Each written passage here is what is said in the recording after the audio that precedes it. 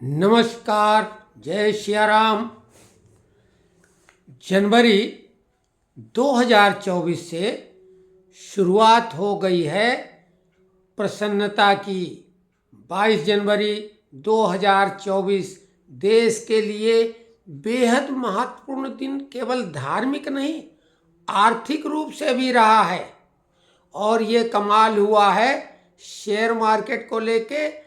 राम प्राण प्रतिष्ठा समारोह के ही ठीक समय भारत एक पायदान और ऊंचाई पा गया है और उसने हांगकांग को पीछे छोड़ते हुए अब चौथे नंबर का शेयर मार्केट यानी स्टॉक एक्सचेंज भारत का बन गया है। ये कमाल है राम राज्य का। और जो भारत की इकोनॉमी है, जैसा कि प्रधानमंत्री मोदी ने लक्ष्य निर्धारित किया है तीसरे नंबर की अर्थव्यवस्था बनने की, हमारी जीडीपी 2027 तक तीसरे नंबर की हो जाएगी। उसमें भी भारत तेजी से कदम आगे बढ़ा रहा है और वर्तमान में जो हमने लक्ष्य निर्धारित किया है $5 ट्रिलियन का, तो 3.73 ट्रिलियन भारत की जीडीपी हो चुकी है। और केवल अमेरिका, चाइना, जापान और जर्मनी, तो जर्मनी जापान को बेहद आसानी से हम लोग पीछे छोड़ देंगे। जहाँ तक चाइना की बात लोग करते हैं, चाइना परस्त बहुत लोग हैं, ये बातें आपको फालतू न लगें, क्योंकि हम अर्थनीति के बारे में जब बताते हैं तो आपको ये भी मालूम हो कि अर्थनीति शुरू कहाँ से होती है। क्योंकि जो डीए एरियर क्यों मिलेगा आपको समझ में आसानी से आ जाएगा। धैर्य रखें, चर्चा करने में आप लोग भी ये जानकारी अगर आपके पास होगी तो कहीं न कहीं काम आएगी चर्चा के समय। तो चाइना की स्थिति इतनी खराब हो गई है कि जो दुनिया में दूसरे नंबर का स्टॉक एक्सचेंज हुआ करता था मतलब अब नहीं है। चाइना को पीछे जापान ने ढकेल दिया है। जापान का स्टॉक मार्केट 8.67 ट्रिलियन का है, तो वहीं चाइना का अब वर्तमान में 8.44 ट्रिलियन का रह गया है और नीचे खिसकता जा रहा है। अमेरिका का स्टॉक एक्सचेंज 50.86 ट्रिलियन का है। और ट्रिलियन डॉलर होता क्या है, टीवी डिबेट में भी चर्चा हो चुकी है। 12 शून्य किसी संख्या के आगे लगा दोगे तो वो संख्या ट्रिलियन डॉलर बन जाएगी। हमारी हिंदी वाली संख्याएं आजकल पीछे छूट गई, अंक भी पीछे छूट गए, सब अंग्रेजी में हो रहा है। अब क्या कहें, हम लोगों को वही शब्दावली इस्तेमाल करनी पड़ती है। और ये ट्रिलियन जब डॉलर आता है तो रुपया नहीं होता है। डॉलर और रुपए में $1 भारत के 83 दशमलव समथिंग, क्यों घटता बढ़ता रहता है, नियर अबाउट 83 रुपए का डॉलर है। तो ये तो बात हो गई इकोनॉमी की। चूंकि भारत की आर्थिक स्थिति सुधरेगी तब देश हम कर्मचारियों और पेंशनरों का बकाया 18 महीने का डीए एरियर देगी। ऐसा निर्देश तो नहीं, ऐसी टिप्पणी सुप्रीम कोर्ट ने तब की थी जब डीए एरियर के भुगतान के संबंध में पीआईएल दाखिल की गई थी। तो अब बीपीएमएस के जनरल सेक्रेटरी मुकेश सिंह ने भी वित्त मंत्री श्रीमती निर्मला सीतारमण को 20 जनवरी को पत्र लिखकर उनसे गुजारिश की है, उनसे निवेदन किया है कि हम लोगों ने कोरोना काल में कर्मचारी और पेंशनरों ने अपनी ज़रूरतों को नियंत्रित करके देश के साथ कदम ताल मिलाया। चूंकि अब देश की आर्थिक व्यवस्था पटरी पर आ गई है धीरे धीरे, तो अब कर्मचारियों का डीए एरियर्स रिलीज किया जाए। वहीं एआईडीईएफ के जनरल सेक्रेटरी सी श्री कुमार, जिनसे हम मिल चुके हैं, हमारी 2 मुलाकातें JCM हाउस दिल्ली में उनके साथ हुई हैं, और हालांकि वो बेहद ऊर्जावान व्यक्ति हैं, हम उनको कई फेडरेशन के लीडरों से बेहतर मानते हैं, क्योंकि हमारी तमाम जो लीडरान से हम उनको, हालांकि श्रमिक नेता कहलाएंगे तो वो नेता ही, तो जो नेता मिले विभिन्न फेडरेशनों के JCM हाउस में, उनमें हमें सबसे बेहतर यही लगे, इनकी कार्यशैली बेहतर है। लेकिन चूंकि ये धुर विरोधी सरकार के हमेशा रहे हैं, चाहे कांग्रेस की रही, लाल झंडे वाले हैं तो लाल झंडा लाल सलाम वाले हैं, तो ये इनकी मजबूरी कहो या इनकी रणनीति, अमूमन सरकार विरोधी बातें करते हैं और सरकार पर दबाव बनाते हैं। स्वाभाविक है, कर्मचारी से प्रसन्न भी रहते हैं।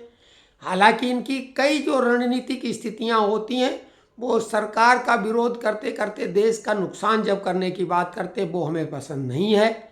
इन्होंने इसमें थोड़ा नकारात्मक बात कही है DA एरियर के भुगतान को लेकर, जहां BPMS के जनरल सेक्रेटरी मुकेश सिंह ने ये कहा है कि अब आर्थिक स्थिति सुधर गई है तो DA एरियर की किस्तें सरकार अब जारी करे। लेकिन C Shri Kumar general secretary AIDEF ने कहा है, चूंकि 6% ब्याज ऐसी स्थिति में देना होता है तो सरकार ये जारी नहीं कर पाएगी या जारी करने में दिक्कत जाएगी। अरे भाई, ये कौन सी बात हुई? ऐसा कौन सा संविधान में लिखा है? एक सिस्टम है, नियम है, और सरकार इस छोटे मोटे बदलाव को, कोई पार्लियामेंट में कानून नहीं बनाना है इसके लिए, ये फाइनेंशियल मैटर है और ये कैबिनेट बैठक में सुलझ सकते हैं। नेशनल काउंसिल की बैठक काहे के लिए होती है? JCM की, तो उसमें आप भी शामिल होते हैं, तो उसमें ये बातें चर्चा में हो जाएंगी। 6% ब्याज को हम कर्मचारियों, पेंशनर्स, सरकार को माफ कर, भाई हमें 18 महीने का DA एरियर चाहिए, वो मिल जाए, हमें ब्याज नहीं चाहिए। और ऐसे कई कुछ रुके हुए मामलों में अभी तक ब्याज का भुगतान सरकार ने कभी नहीं किया है। तो ये छोटा मसला है। श्री कुमार जी, आप भी ध्यान दीजिए और फेडरेशन लीडर इस तरह से गुमराह या बरगलाने की कोशिश नहीं करें। ये चर्चा करके सरकार से कहेंगे कि चूंकि आपातकालीन व्यवस्था थी और आपातकालीन कानून जो वैश्विक महामारी के समय लागू हुए थे, जिसी के अंतर्गत ये 18 महीने का DA एरियर हमारा है बकाया, तो उस समय ये ऐसे कोई कानून लागू नहीं होते हैं, केवल DA रिलीज कर देंगे, उस पर ये ब्याज वाला कानून लागू नहीं होगा। और अगर है तो इसको चर्चा के द्वारा वो किया जा सकता है। निगोशिएशन टेबल का मतलब क्या होता है? हमने बहुत बड़े बड़े यूनिट लेवल के मसले पलक झपकते डिस्कशन से सुलझाए हैं, और अभी भी यही बात करते हैं कि अगर हमारे सामने कोई डिस्कशन करेगा तो हम पहले से जो मामले में तैयार होके गए हैं तो उस मामले को मनवा के ही मानेंगे। तो खैर, ये तो बात ही बात। 18 महीने का जैसा हमने कहा था उस ओर बातें बढ़ रही हैं। 18 महीने के DA एरियर को हम उम्मीद करते हैं कि चुनावी आचार संहिता लगने के पहले ये घोषणा सरकार कर देगी। बजट में प्रावधान करना होगा। 34,500 करोड़ रुपए का मामला है, तो ये बजट में इसका प्रावधान करना होगा। छोटी मोटी रकम तो है नहीं। तो DOPT और डिपार्टमेंट ऑफ एक्सपेंडिचर के बीच का मसला तब रह जाएगा। सरकार जैसे घोषित करेगा वो हो जाएगा। इस पर सब लोगों को आदेश थमा देगी। अब कुछ लोग DA वृद्धि जो जनवरी की है उसको बोल रहे हैं कि जनवरी की पेंशन में स्पर्श लगा के दे रही। बिल्कुल ऐसा हो नहीं सकता है। अगर होगा तो हमें आश्चर्य होगा और फिर हमें लगता है हमें ये वीडियो फिर नहीं बनाने चाहिए, क्योंकि हमारी समझ अब सठिया गई। सठिया तो कर चुके हैं, लेकिन अभी हमें लगता है कि कुछ हद तक तो दिमाग हमारा काम कर ही रहा है। अगर ऐसा हो जाता DA एरियर अभी लग जाएगा तो हम तो फिर वीडियो बनाना छोड़ देंगे, लेकिन ऐसा नहीं होगा। अब वो बड़े बड़े यूट्यूबर हैं, क्यों कह रहे हैं, कैसे कह रहे हैं, वो जाने मिल जाए बहुत अच्छा है। हमारा वीडियो बनाना ना बनाना कोई मायने नहीं रखता है हमारे लिए। फिर भाई धार्मिक विषयों पर हम वीडियो फिर तो बनाएंगे भाई, फिर हम ये सब चक्कर में नहीं पड़ेंगे। अब आप समझ लीजिए कि आपका डीए 4% बढ़ेगा। 30 दिसंबर को ही ये बात पता लगेगी, लेकिन पता क्या लगेगी, वो 4% से ऊपर चला जाएगा, लेकिन 5% होगा नहीं, तो 4% मिलेगा, जिसका मतलब है 46 + 4 यानी 50%। और 7th पे कमीशन के अनुसार 848वें पेज पर जो व्यवस्था है कि 50% डीए मर्ज हो जाएगा, और मर्ज होने का मतलब है कि बेसिक पेंशन में, बेसिक पे में तो भत्ते बढ़ जाएंगे। पेंशनरों का इकलौता भत्ता डीआर है, उसमें जब जुलाई वाला बढ़ेगा तो उसमें फायदा होगा। और एक बड़ी बात होगी, 50% डीए होने का मतलब है कि जो अब रिटायर होंगे यानी जनवरी से, क्योंकि पेंशन तो जनवरी से बढ़ेगी, तो डिक्लेयर वो भले मार्च में होगी, मिलेगी अप्रैल में, लेकिन ग्रेजुटी में ज़बरदस्त फायदा होगा उन लोगों का, क्योंकि ग्रेजुटी पहले 20 लाख तक ही मिल सकती थी अधिकतम, अब 5 लाख बढ़ के 25 लाख अधिकतम सीमा हो जाएगी। तो जो लोग उस सीमा को छू रहे थे, क्रॉस कर रहे थे, उनको फायदा होगा सेवानिवृत्ति के समय। अब बाकी चीज़ें डीए जब बढ़ेगा तो स्वाभाविक है लीव इनकैशमेंट वगैरह वगैरह, इसमें भी फायदा होगा। महत्वपूर्ण विषय नोशनल इंक्रीमेंट का है, जिसके संबंध में हमने बताया कि डिपार्टमेंट को आदेश जारी हो चुके हैं, कुछ लोग अभी भी शक सुबह जारी कर रहे हैं, करते रहें, लेकिन नोशनल इंक्रीमेंट के लिए अब लोग बोल रहे हैं कि 5th पे कमीशन वाले, क्योंकि अमूमन चर्चा 6th और 7th पे कमीशन की तो होती, 5th पे कमीशन जिसमें कि मंथली इंक्रीमेंट मिला करता था, तो उसमें यह आवश्यक नहीं था कि जिस महीने में आदमी रिटायर हो तो अगले महीने में उसका इंक्रीमेंट हो। लेकिन जिन लोगों का अगले महीने इंक्रीमेंट ड्यू था और ठीक 1 महीने पहले वो सेवानिवृत्त हुए हैं, वो भी इसके हकदार हो गए हैं। पहले नंबर पे कोर्ट केस जो जीते हैं जनवरी और दिसंबर में, उनको मिलेगा। उसके बाद जो लोग बाकी बचे हैं उन सबको मिलेगा जिनका सेवानिवृत्ति के अगले महीने इंक्रीमेंट ड्यू था। कोई कट डेट है नहीं।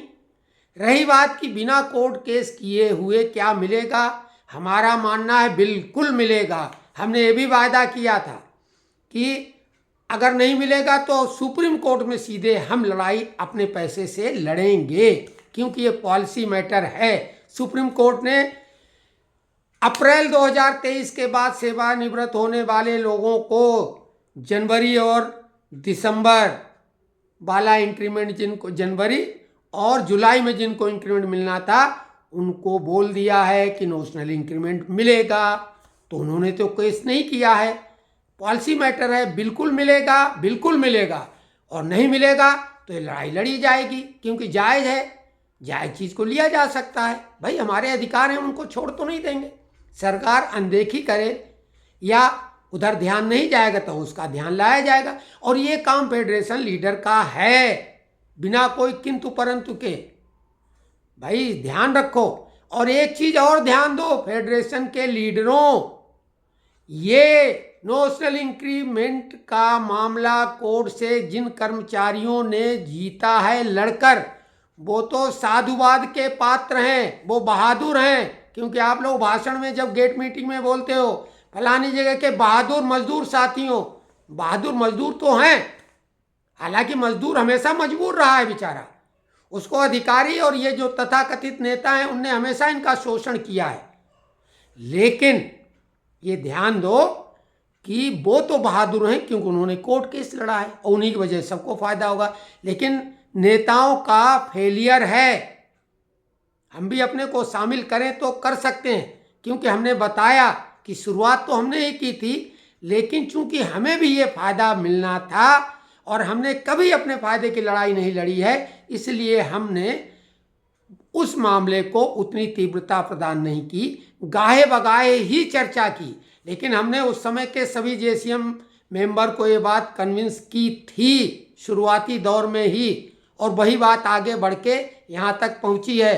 तो इसका श्रेय हम नहीं ले रहे हैं, लेकिन शुरुआत हमने ही की है, ये ध्यान रखें। तो अभी फेडरेशन के लीडर का रोल शुरू होता है हम पेंशनरों के लिए, क्योंकि हम लोग सक्रिय भूमिका में नहीं हैं। केवल सरकार को पत्र लिखना है और ये काम बेहद आसान है। अगर श्रेय लेना है तो लो, नहीं तो आप रोक नहीं पाओगे, क्योंकि सुप्रीम कोर्ट से सब होना है और ये लड़ाई हम फिर लड़ेंगे। अब एक बात और होती है कि फिक्स मेडिकल अलाउंस, उसके लिए भी फेडरेशन वालों को लेटर लिखना चाहिए और ये चीज़ तो 22 से ही मिलनी चाहिए थी, क्यों नहीं मिल रही है। ओपीडी का कंसल्टेशन जो फीस है डॉक्टरों की वो बढ़ गई, लेकिन फिक्स मेडिकल अलाउंस अभी भी 1000 रुपये अटका हुआ है। तो आप सभी लोग भी सोशल मीडिया पे अपने नेताओं पे भी दबाव बनाओ। नेता ही सरकार तक पहुंचते हैं, उनसे ही निगोशिएशन कर पाते हैं, हम लोग तो केवल सोशल मीडिया तक हैं। तो फिक्स मेडिकल अलाउंस 3000 जो कि कमेटी ने सिफारिश की है वो मिलना चाहिए। और एक बात और है जो हमारी मांग है, जिसकी चर्चा तक कोई नहीं कर रहा है। जब कंसल्टेशन फीस 150 से बढ़कर 350 हो गई है, 150 तक तो गनीमत थी, 350 तो कई जगह मजदूरी है श्रमिकों की जो प्राइवेट लेबर होते हैं। तो ऐसे में ये अच्छी खासी रकम है, रियम्बर्समेंट इसका होना चाहिए, क्योंकि हमने पैसा दे के CGHS की सुविधा प्राप्त की है, ऐसे ही नहीं है। तो जो डॉक्टर की कंसल्टेशन फीस है उसका रियम्बर्समेंट होना चाहिए। इसकी व्यवस्था हमारे श्रमिक नेता करें। और हम लोग वरिष्ठ हैं, हालांकि कई ये जो नेता हैं वो भी रिटायरमेंट के बाद नेतागिरी कर रहे हैं, ठीक है वो कर रहे हैं, हमें कोई नेतागिरी करने का शौक नहीं है, लेकिन जायज मांग उठाइए, नहीं तो इसके लिए भी कोर्ट केस कोई लड़ेगा तो फिर तुम किस काम के हो भाई। कुल अपना भला करना नेतागिरी नहीं होती है। हम पे कोई एक नए पैसे की या एक चाय का भी आरोप नहीं कभी लगा पाया और न लगा सकता है।